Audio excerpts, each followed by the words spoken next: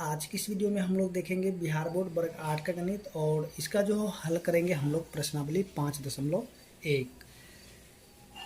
तो प्रश्नावली 5.1 से संबंधित जितने भी बेसिक बातें थे तो उनके लिए एक अलग से वीडियो बनाया गया जो बेसिक वीडियो है। अगर आपने देखे तो आपको जो उसका लिंक इसी वीडियो के डिस्क्रिप्शन में मिल जाएगा या फिर ऊपर में आप आई बटन पर भी क्लिक करके इसको देख सकते हैं। तो सबसे पहले आप उसको देख लें, तभी आपको यहाँ पे जो है ये जितने भी प्रश्न हैं आपसे लगभग बहुत सारे प्रश्न हल हो जाएंगे।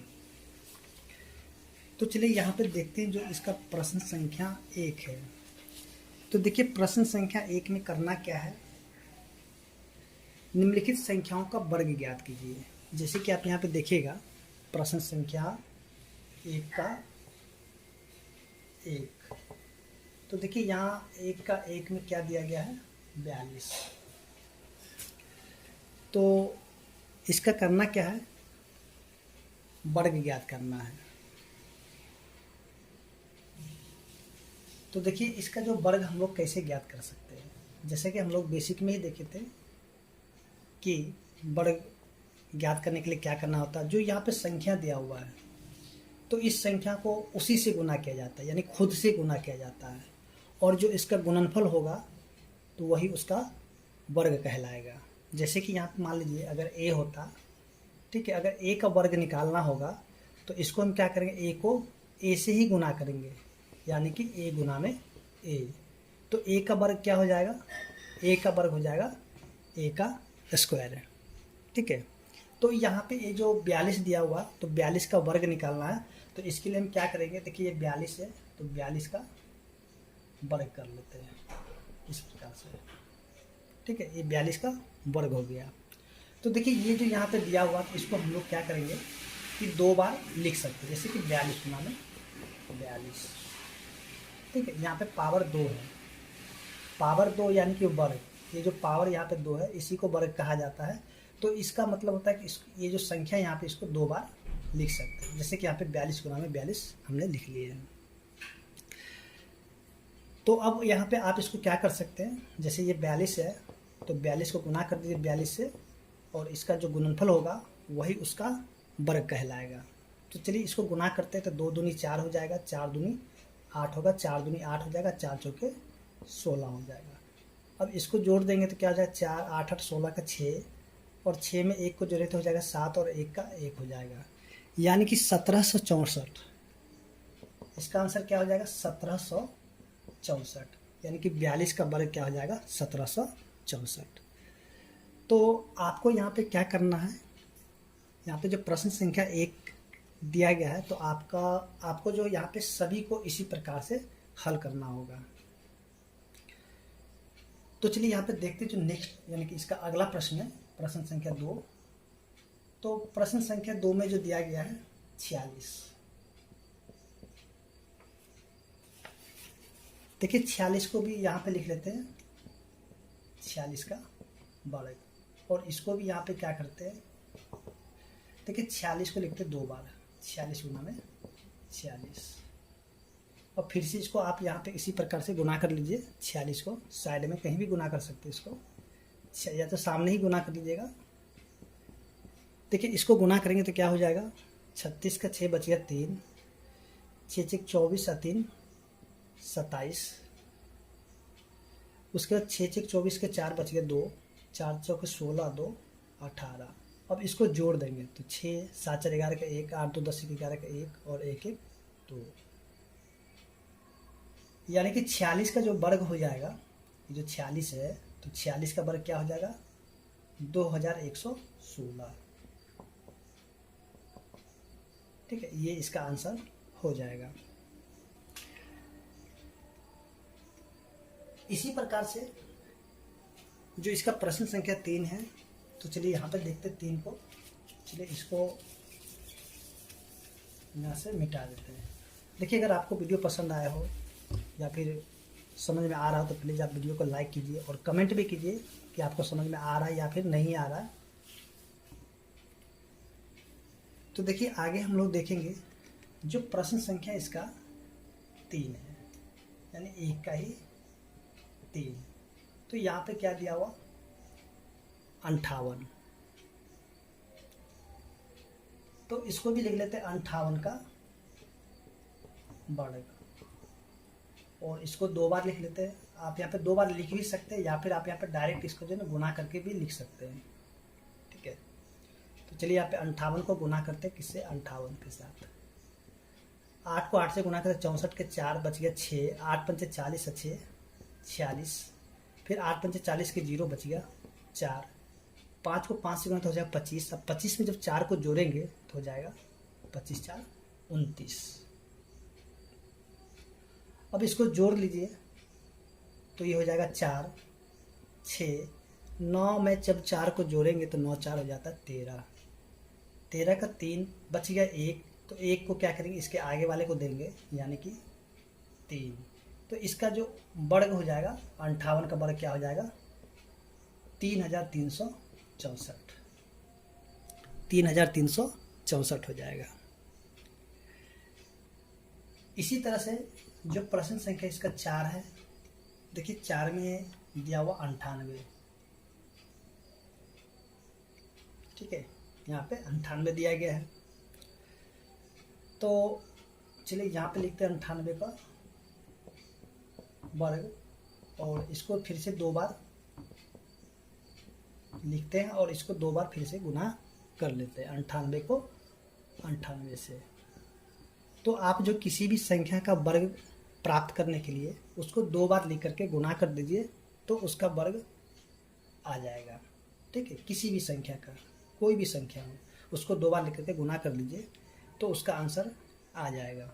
ठीक है, तो 8 को 8 से गुना तो 64 के 4 बच गया 6, 9 8 72, 72 में जब 6 को जोड़ेंगे तो 72 6 78 हो जाता है। फिर से 9 8 72 के 2 बच गया 7, 9 9 में 81 या 7 88, 81 और 7 क्या हो जाता है 88। तो इसको अब जोड़ेंगे यहाँ पे 4 8 2 10 के 0 बच गया 1, 8 7 15 1 16 के 6 बच गया 1, 8 1 9। यानी कि इसका जो उत्तर हो जाएगा किसका 98 का वर्ग क्या हो जाएगा 9604 हो जाएगा। इसी प्रकार से जो इसका अगला प्रश्न है, प्रश्न संख्या 5,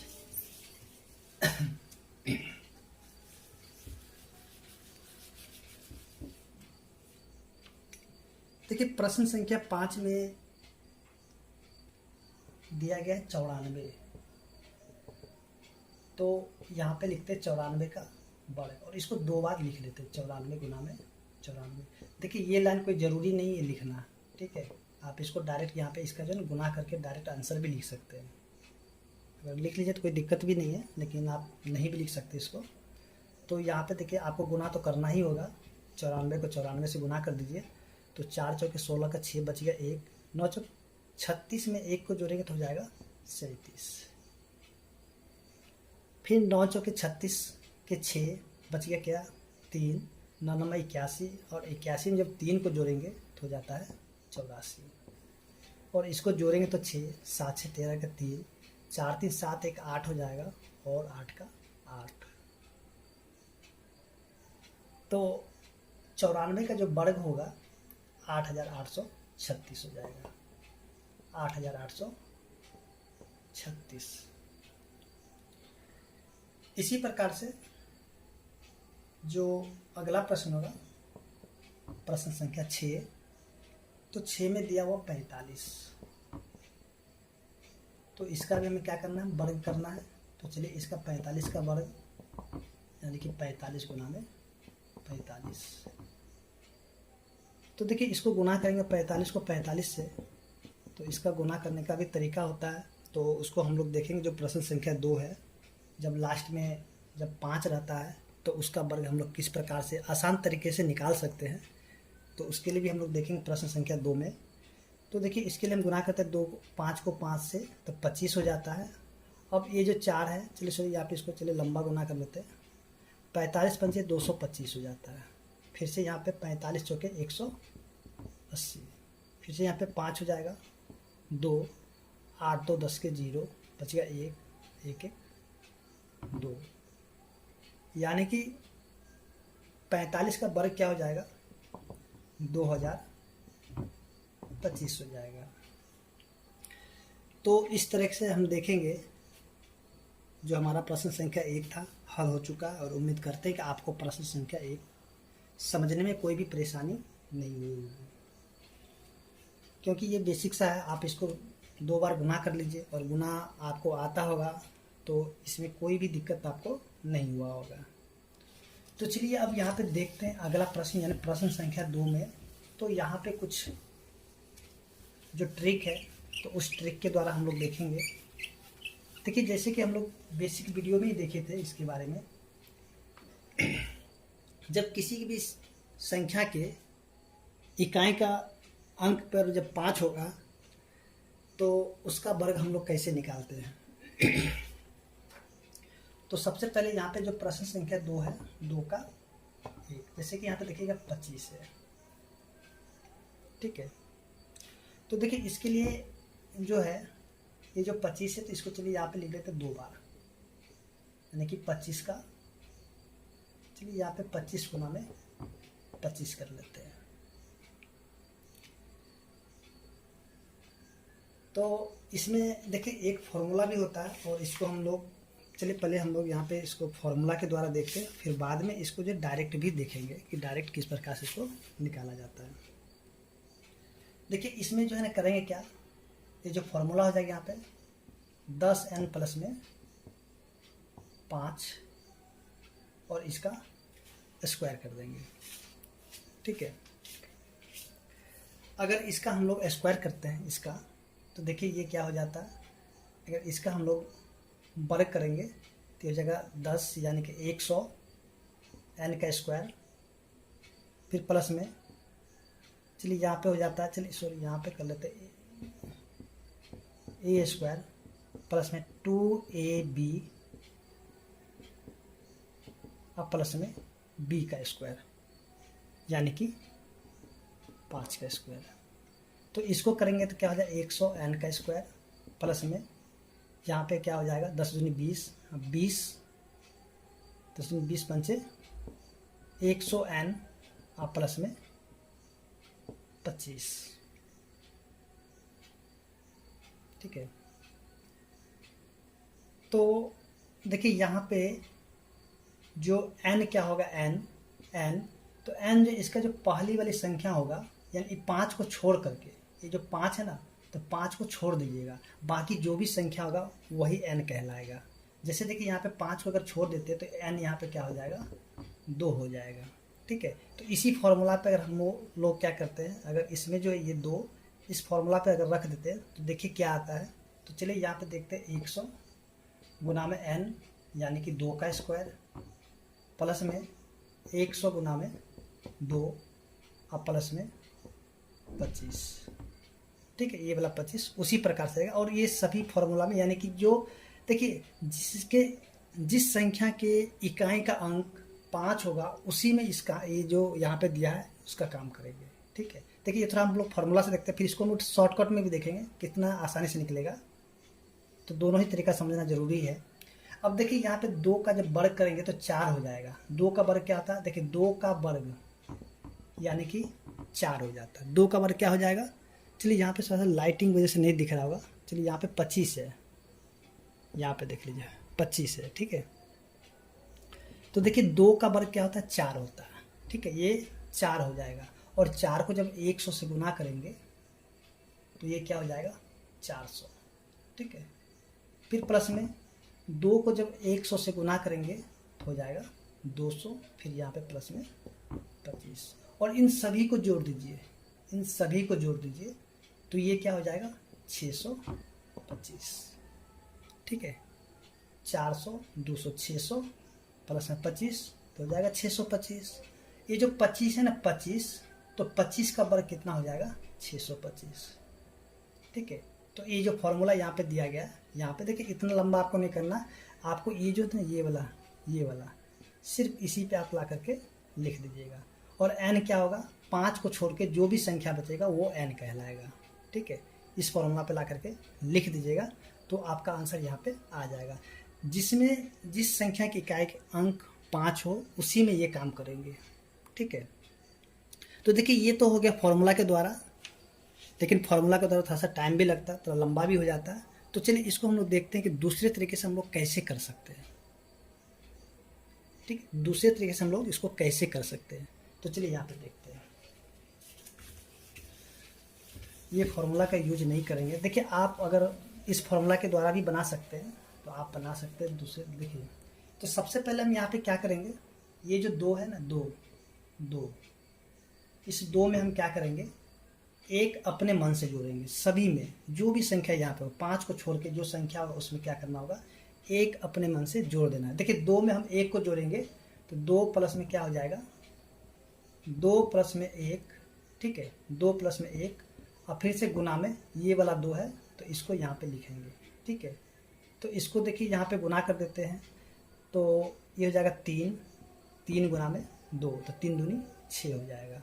सबसे पहले आप क्या कीजिए, ये जो 5 है 5 को 5 से गुना कीजिए तो कितना होगा, 25 हो जाएगा। आपको हमेशा 5 को 5 से गुना कर 25 यहाँ पे लिख लीजिए। ठीक है, उसके बाद देखिए यहाँ पे ये जो 2 है तो 2 को लिखेंगे, फिर प्लस में अपने मन से यहाँ पे 1 सभी में लिखना है, सभी में 1 लिख देना है। तो देखिए 2 1 3 और ये जो 2 है तो इससे गुना कर देना है तो 2 1 क्या हो जाएगा, 3 हो जाएगा और यहाँ पे गुना कर देंगे 2 से, 3 दूनी 6 हो जाता है। ये जो 6 आया 6 तो इसी 6 को इसके आगे में लिख देंगे, यानी कि 25 का वर्ग कितना हो जाएगा, 625 हो जाएगा। तो इसी प्रकार से आप सभी को कर सकते हैं। नहीं तो आपको जो इसके पहले जो जैसे बताए थे तो आप उस तरीके से भी कर सकते हैं, जो तरीका आपको आसान लगे तो उस तरीके से आप इसको कर सकते हैं। ठीक है, तो इसी प्रकार से अगर हम देखेंगे इसका जो प्रश्न संख्या 2 है, देखिए 2 में जो दिया गया है इसका 55। तो सबसे पहले लिखते हैं 55 गुना में 55। ठीक है, और ज़्यादा अगर दिक्कत है तो आप यहाँ पे बॉक्स भी बना कर लिख सकते हैं। तो सबसे पहले ये जो इसका इकाई का अंक पे जो 5 है तो इसको गुना करेंगे तो क्या हो जाएगा, 25 हो जाएगा। ठीक है, इस 5 में हम क्या करें, 1 जोड़ेंगे, 5 में हम 1 को जोड़ेंगे। ठीक है, और गुना करेंगे, ये जो 5 इधर की जो संख्या है इसी से गुना करेंगे। देखिए 5 ये क्या हो जाएगा 6 और 6 को गुना करेंगे 5 से तो 6 5 30 हो जाएगा। ये जो 30 आ गया तो 30 ये जो 25 के इसके आगे में लिख देंगे, यानी कि 55 का वर्ग क्या हो जाएगा, 30 25 हो जाएगा। ठीक है, इसी प्रकार से सभी को आप सॉल्व कर सकते हैं। अब देखिए यहाँ पे आगे जो देखेंगे प्रश्न संख्या 3 में दिया हुआ है 95। तो चलिए यहाँ पे 95 को लिखते हैं 2 बार। तो ये जो 5 को 5 से गुना तो हो जाएगा 25। अब देखिए 9 में 1 को जोड़ेंगे तो 9 प्लस में 1 और गुना में ये वाला 9 तो 9 1 के आ जाएगा 10 और गुना में 9 तो 9 दिया 90। तो 90 क्या करें इसके आगे लिखेंगे, यानी कि 90 25 इसका उत्तर हो जाएगा। ठीक है, आपको देखिए दोनों ही तरीका बताया गया है। एक तरीका जो फॉर्मूला था फॉर्मूला के द्वारा बताएगा, एक तरीका इस तरह से बना सकते हैं। तो ये थोड़ा आसान होता है और जल्दबाजी में बन जाएगा। तो चलिए आगे देखते हैं इसी का प्रश्न संख्या 4 2 का।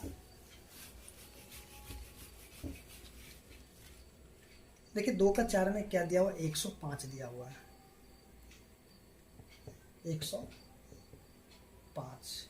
तो चलिए इसको भी लिख देते 2 बार, 105 गुना में 105। सबसे पहले 5 को 5 से गुना करें तो हो जाएगा 25। अभी जो 10 है तो 10 में 1 को जोड़ेंगे और गुना करेंगे फिर से इस 10 से।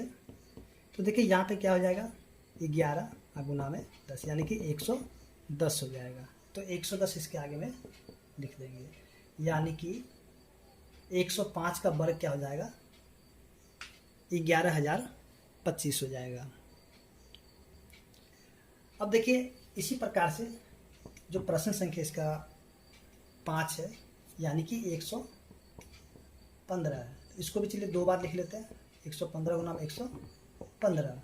तो पहले 5 को 5 से गुना करने तो क्या हो जाएगा 25 और 11 में 1 को जोड़ेंगे गुना में 11। तो 11 1 हो जाएगा 12 गुना में 11 और इसको जब गुना करें तो जाएगा 132 हो जाएगा। ठीक है, तो यहाँ पे 132 या तो 25 के आगे में लिख देंगे, तो हो गया इसका आंसर, यानी कि 13,225 115 का वर्ग निकल जाएगा। तो उम्मीद करते हैं कि आपको प्रश्न संख्या 2 समझने में कोई भी परेशानी नहीं हुई होगी। तो चलिए आगे हम देखते हैं अब प्रश्न संख्या 3 को। देखिए ये सभी का जो वीडियो बेसिक में बना हुआ है, तो आप वहाँ से भी उसको देख सकते हैं। देखिए एक बार बेसिक वीडियो जरूर देखिए। देखिए बेसिक देखिएगा तो आपको बहुत सारा क्वेश्चन जो है, बहुत सारे प्रश्न आपका क्लियर हो जाएगा। ठीक है, अब देखिए प्रश्न संख्या 3। देखिए 3 का जो ए में जो प्रश्न दिया 256, तो देखिए इसे हमें क्या करना है। देखिए इसमें हमें यानी प्रश्न इसमें पूछा जा रहा है कि इसमें से कौन सी संख्याएं पूर्ण वर्ग है, कौन सी संख्याएं पूर्ण वर्ग है, और यहाँ पे जांच करना भी है, यानी कौन से पूर्ण वर्ग है कौन सा नहीं है, तो इसको जांच करके बताना है। देखिए इसके लिए जांच कैसे कर सकते हैं, तो यहाँ जैसे कि 256 दिया गया है, तो इस 256 का क्या करना होगा, अभाज्य गुणनखंड। ठीक है, क्या करना होगा, अभाज्य गुणनखंड। देखिए 256, चलिए यहाँ पे सामने में कर लेते हैं 256। देखिए अभाज्य गुणनखंड ये क्या होता है। देखिए अभाज्य गुणनखंड का मतलब क्या होता है कि ये जो अभाज्य गुणनखंड की जो अभाज्य संख्या होगा, अभाज्य संख्या, तो उसी संख्या से आपको इसको भाग लगा कर इसको यानी कि भाग लगाते जाना है। जैसे कि हम लोग एलसीएम करते हैं, एलसीएम, तो एलसीएम करना किससे, तो अभाज्य संख्या से, उसी को कहते हैं अभाज्य गुणनखंड। ठीक है, जैसे कि आप देखिएगा अभाज्य संख्या क्या क्या होता है। सबसे पहले अभाज्य संख्या 2 है, उसके बाद 3 है, 5 है, 7 है, 11 है, 13 है, और भी संख्याएं हैं। ठीक है, 2, 3, 5, 7, 11, 13 और भी संख्याएं हैं। जैसे जैसे हमें ज़रूरत पड़ेगा तो उसको हम लोग लेते चलेंगे। ठीक है, तो सबसे पहले हम यहाँ पे देखेंगे जो अभाज्य संख्या है 2 है, तो इसी 2 से क्या करना होगा कि इसको हम लोग पहले भाग लगा कर चेक करेंगे। यानी कि देखिए इसका हम लोग कर लेते हैं अभाज्य गुणनखंड 256 को। ठीक है, चलिए यहाँ पे करते हैं इसको। देखिए 2 से करेंगे तो क्या हो जाएगा 128, फिर 2 से करेंगे तो ये हो जाएगा 64। ठीक है, और 2 से करेंगे तो हो जाएगा 32, फिर 2 से 16, 2 से 8, 2 से क्या हो जाएगा 4, 2 से 2। तो देखिए यहाँ पे सभी का अभाज्य गुणनखंड जो यहाँ 256 है, तो 256 का अभाज्य गुणनखंड हो चुका है। अब देखिए यहाँ पे हमें चेक करना है इसको। चलिए यहाँ पे देखते हैं, चलिए यहाँ पे करें तो इसलिए 256 बराबर क्या हो जाएगा। देखिए यहाँ पे जितने भी 2 आया था सभी को जो है ना जोड़ा बना दीजिए, यानी कि ग्रुपिंग कर दीजिए। देखिए यहाँ पे, चलिए यहाँ पे थोड़ा सा जगह, चलिए यहाँ पे देखिए 2 पे पावर 2, यानी कि इन दोनों का जोड़ा कर लेते हैं, 2 पे पावर 2, फिर इनका भी जोड़ा कर लेते हैं, फिर इनका भी जोड़ा और इन दोनों का भी जोड़ा। तो यहाँ पे क्या देखेंगे 2 पे पावर 2 गुना में 2 पे पावर 2, थोड़ा सा जगह कम हो गया, चलिए थोड़ा सा गुना में 2 पे पावर में 2। ठीक है, चलिए थोड़ा सा इस 2 को यहाँ से यहाँ पे कर लेते हैं। तो यहाँ पे हम क्या देखेंगे कि सभी में देखिए ये जितने भी 2 था तो सभी का यानी कि सभी का जो है ना जोड़ा बन चुका है। ठीक है, सभी का जोड़ा बन चुका है। देखिए अगर सभी का जब जोड़ा बन जाएगा तभी हम कहेंगे अतः 256 एक पूर्ण वर्ग है। आपको इसी प्रकार से यहाँ पे सबसे पहले अभाज्य गुणनखंड निकालना होगा और देखना होगा कि सभी का जोड़ा है कि नहीं। अगर सभी का जोड़ा अगर हो जाएगा तभी हम कह सकते हैं कि वो संख्या जो है एक पूर्ण वर्ग है। अगर यहाँ पे जोड़ा नहीं पुरता तो हम कहते हैं कि ये जो संख्या दिया गया है वो पूर्ण वर्ग नहीं है। तो उम्मीद करते हैं कि आपको जो प्रश्न संख्या 3 का ए समझ में आ गया होगा। सॉरी ए नहीं है, 1 है।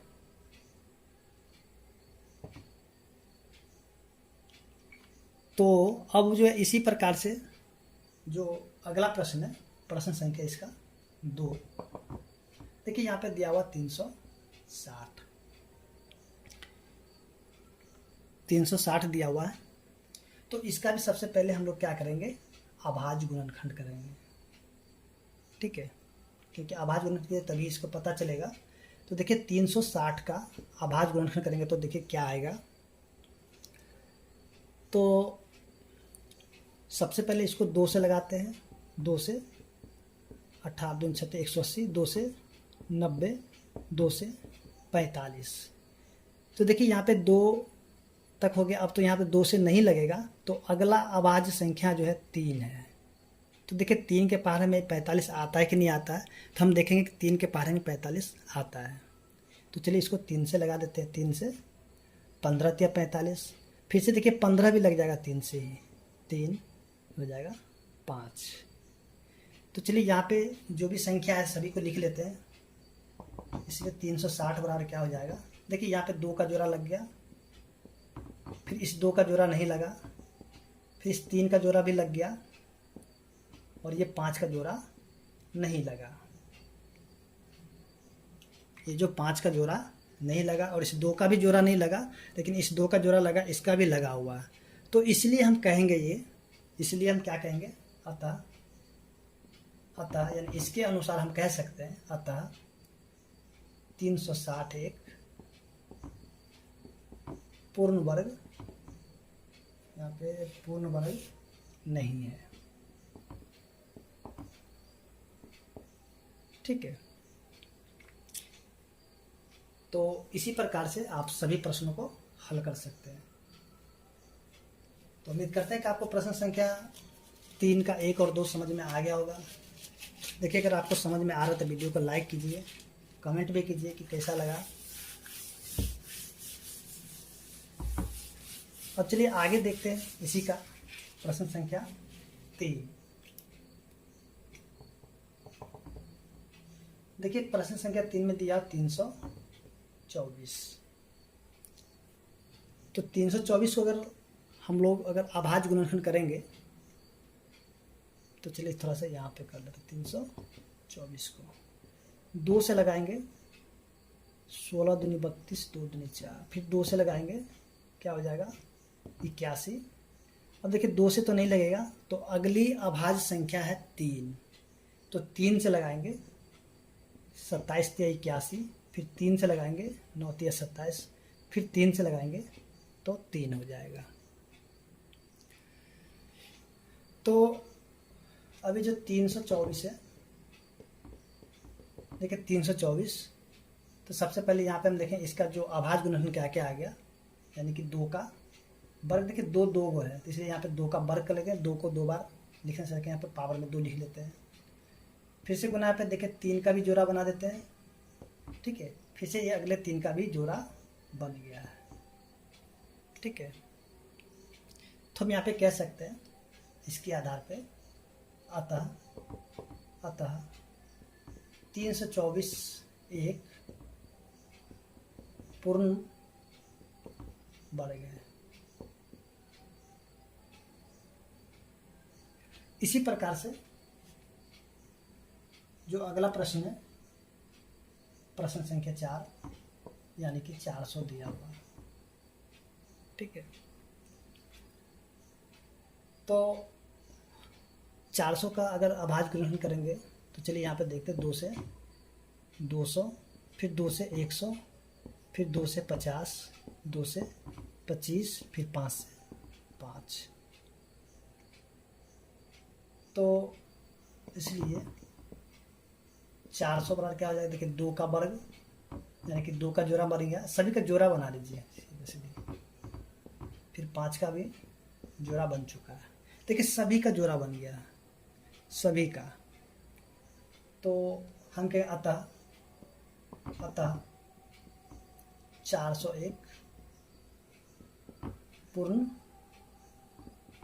वर्ग है। ठीक है, तो चलिए अब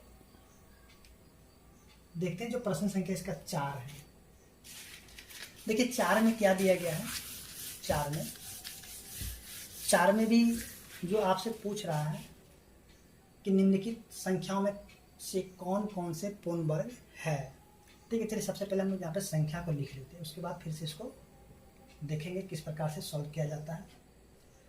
13, 16, 17, 48, 49, 64, 72, 343, 373, 758। तो देखिए, अगर आप यहाँ से लेकर के यहाँ तक देखिएगा, ये वाला अगर आप जो 1 से लेकर के 30 तक के अगर वर्ग याद किए होंगे तो आपको यहाँ से लेकर के यहाँ तक ऐसे ही बन जाएगा। यानी कि आपको इसमें कुछ करने की ज़रूरत नहीं पड़ेगा। आपको यहाँ पे जांच करने बोल नहीं रहा है या फिर कुछ भी करने के लिए नहीं, तो आप इसको डायरेक्ट भी इसको लिख सकते हैं कि इसमें से कौन कौन से जो है कि पूर्ण वर्ग है और कौन से नहीं है। तो आपको यहाँ तक पता चल जाएगा। ठीक है, तो देखिए हम लोग जो यहाँ पे अब देखिए ये वाला है, तो इसका अभाज्य गुणनखंड करना भी थोड़ा बहुत लंबा है, यानी कि बहुत बड़ा हो जाता है। तो इसके लिए हम लोग एक चीज़ भी देखे थे बेसिक वीडियो में कि देखिए जिस संख्या के इकाई का अंक, यानी कि जिस संख्या के इकाई का अंक 2 होगा, 3 होगा, 7 होगा और 8 होगा। ठीक है, जिस संख्या के इकाई का अंक 2, 3, 7 और 8 होगा तो वह संख्या कभी भी पूर्ण वर्ग संख्या नहीं हो सकती है। जिस संख्या के इकाई का अंक 2, 3, 7 और 8 हो तो वह संख्या कभी भी पूर्ण वर्ग संख्या नहीं हो सकती है। ये चीज़ के बारे में हम लोग बेसिक में भी देख चुके थे। क्यों नहीं होगा तो उसके बारे में भी बताया गया था। अगर आपने देखे तो आप देख सकते हैं उसको, आपको लिंक इसी वीडियो के डिस्क्रिप्शन में मिल जाएगा। तो देखिए, अगर इसके आधार पे हम लोग देखेंगे, इसके आधार से देखिए ये जो 13 है, 13 तो 13 तो पूर्ण वर्ग नहीं होगा, क्योंकि देखिए इकाई का अंक 3 है, इकाई का अंक 3 है, इसलिए ये नहीं होगा। तो देखिए अब यहाँ पे इकाई का अंक 6 है, तो इसमें देखिए 6 नहीं है, यानी कि ये वाला 16 हो सकता है पूर्ण वर्ग। 16 होगा ही, क्योंकि हम लोग 1 से लेकर के 30 तक के वर्ग याद किए थे, तो ये तो होगा ही होगा। अब देखिए यहाँ पे 17, यानी कि इकाई का अंक 7 है, देखिए यहाँ पे 7 है ना, ये भी नहीं होगा। अब देखिए 48, तो देखिए इकाई का अंक 8 है, तो देखिए यहाँ पे 8 है, तो ये भी नहीं होगा। अब देखिए 49 है, 49 तो ये पूर्ण वर्ग संख्या होगा। देखिए यहाँ पे 9 कहीं भी नहीं है, तो इसलिए ये संख्या पूर्ण वर्ग संख्या होगा। देखिए 64 है, यानी कि 4 है, तो देखिए यहाँ पे 4 कहीं भी नहीं इकाई का अंक, तो इसलिए ये भी पूर्ण वर्ग संख्या होगा। अब देखिए यहाँ पे 2 है, तो देखिए 2 इकाई का अंक यहाँ पे मिल गया, इसलिए ये भी जो पूर्ण वर्ग संख्या नहीं होगा।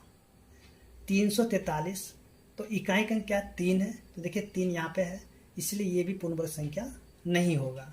अब इसको देखेंगे तो इसका इकाई का अंक 8 है, तो देखिए यहाँ भी 8 है, इसलिए ये भी पूर्ण वर्ग संख्या नहीं हो सकता है।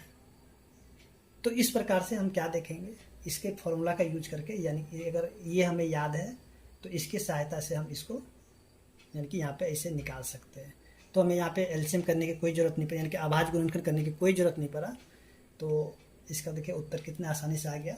तो आप देखिए 1 से लेकर के 30 तक याद रखिएगा, तो आपको यहाँ तक कोई दिक्कत नहीं होगा। थोड़ा सा ये बड़ा संख्या था तो इसमें आपको प्रॉब्लम हो सकता है, लेकिन आप ये जो इकाई संख्या वाला याद रखिएगा तो आपसे भी आसानी से हल हो जाएगा।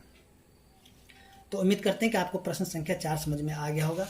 तो चलिए अब आगे हम लोग देखते हैं जो प्रश्न संख्या 5 है। देखिए 5 में क्या दिया गया था, देखिए 5 में जो दिया गया है यहाँ पे पूछ रहा है निम्नलिखित में कौन सम संख्या के वर्ग है, यानी कि निम्नलिखित में जो है कौन से सम संख्या के वर्ग है। तो इसके बारे में भी देखे थे बेसिक में, तो क्या देखे थे चलिए यहाँ पे पहले समझ लेते हैं, उसके बाद फिर से इसको देखेंगे जो प्रश्न है। तो देखिए सबसे पहले हम लोग 1 से लेकर के 10 तक के वर्ग को देखते हैं, ठीक है। उसके बाद इसको चलिए यहाँ पे थोड़ा सा इधर देख लेते हैं। देखिए 1 का वर्ग 1 होता है, 1 का वर्ग 1, 2 का वर्ग 4, 3 का वर्ग क्या हो जाएगा 3 का वर्ग हो जाएगा 9, 4 का वर्ग 16, 5 का वर्ग क्या हो जाएगा 25, 6 का वर्ग 36, 7 का वर्ग 49, 8 का वर्ग 64, 9 का वर्ग 81, 10 का वर्ग 100। तो आप यहाँ पे देखिएगा, देखिए पहला यानी एक क्या है, एक विषम संख्या है। एक क्या है, एक विषम संख्या है, और विषम संख्या का वर्ग देखिए तो विषम संख्या ही आया है। उसके देखिए 2 क्या है, एक सम संख्या है। सम संख्या का जब हमने वर्ग किया तो यहाँ पे 4 आया, तो 4 क्या है, एक सम संख्या हो गया। देखिए 3 विषम संख्या, जब 3 का वर्ग किया तो 9 भी क्या है, एक विषम संख्या। अब देखिए विषम संख्या क्या होता है और सम संख्या क्या होता है। देखिए विषम संख्या यानी कि जो 2 से भाग नहीं लगे, जो 2 के पारा में नहीं आता, उसी को कहते हैं विषम संख्या। सम संख्या यानी कि जो 2 के पारा में आ जाता है उसको बोलते हैं सम संख्या। ठीक है, 4 का वर्ग 16, 4 एक सम संख्या है और इसका जो वर्ग हो गया ये भी एक सम संख्या है। 5 एक विषम संख्या है और 5 का वर्ग 25 आया, तो 25 भी एक क्या है, विषम संख्या, यानी कि ये भी विषम हो गया। 6 है सम संख्या, इसका वर्ग किया तो हो गया 36, यानी कि सम है। उसी प्रकार ये हो जाएगा विषम, फिर से ये हो जाएगा सम, फिर से विषम, उसके बाद सम। तो आप यहाँ पे देखिए, तो यहाँ पे हम क्या देखें कि जो विषम संख्या है तो विषम का वर्ग विषम होता है और सम संख्या का वर्ग सम होता है। विषम संख्या का वर्ग विषम होगा और सम संख्या का वर्ग सम होगा। तो इसी के आधार पर, यानी इसी के अकॉर्डिंग हम लोग यहाँ पे जो प्रश्न संख्या 5 है इसको देखेंगे। देखिए अगर ये याद होता है तो कोई भी प्रश्न को आसानी से हल कर सकते हैं। देखिए यहाँ पे दिया हो 169, उसके बाद 196, उसके बाद देखिए 1296, 65, 61। ठीक है, तो यहाँ पे हमें बताना कौन से सम है कौन से विषम है। देखिए यहाँ पे 9 आ गया इकाई का अंक। देखिए 9 इकाई का अंक आ गया। ये 9 क्या है, एक विषम संख्या है, यानी ये जो है ना ये वाला यानी 169, ये जो है ना विषम संख्या के वर्ग है। क्या है, ये विषम संख्या के वर्ग हुआ, क्योंकि 9 आ गया, 9 तो 2 से नहीं कटेगा, इसलिए विषम संख्या हो गया। इसलिए ये पूरा का पूरा जो हो जाएगा ये हो जाएगा विषम संख्या के वर्ग हो जाएगा। अब देखिए यहाँ पे 6 है, 6 हो गया, तो 6 क्या है, एक सम संख्या, यानी 196 जो है वो सम संख्या के वर्ग है। यानी कि हम यहाँ पे कह सकते हैं, यहाँ पे आपसे पूछ रहा है कौन से सम संख्या के वर्ग है, तो 196 एक इसका उत्तर हो जाएगा।